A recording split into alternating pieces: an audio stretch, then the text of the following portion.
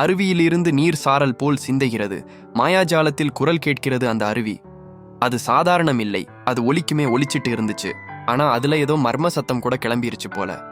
வாத்து நம்மை அந்த அருவிக்கு அருகே கூட்டி வந்துச்சு.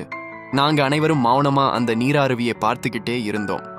அரவிந்த் முதல்ல பார்த்தான். மெய்பாயன், அந்த பாறைக்குள் ஒரு சில்லென்று ஒளிர்ற பாதை இருக்கேன்னு சொன்னான். நாங்களும் அருகா போனோம்.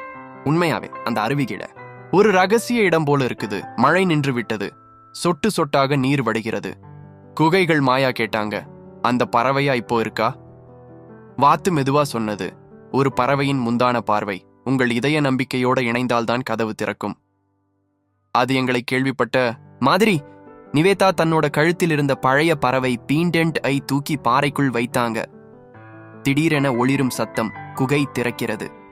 அந்த நிமிஷத்தில் பாறை நடுவில் ஒரு வழி திறந்தது. அந்த ஒளி, அந்த சூழ்நிலை நம்ம கண்ணையும் மூச்சையும் நிறுத்திடுச்சு. வாத்து சொன்னது, இதுதான் முதல் கதவு. உள்ள இன்னும் சோதனைகள் உங்க காத்திருக்கு. இது ஒரு புதிர் போல. ஆனா நாங்க அனைவரும் ஒரு விஷயமா முடிவெடுத்தோம். இந்த பயணத்தை முடிக்க வேணும். மெதுவாக கேட்கிறது. மந்திர யோசனை. குகைக்குள்ள பாகம் 3 முடிஞ்சுது. பாகம் 4 நம்ம பயணத்தின் அடுத்த அதிசயம் காத்திருக்குது.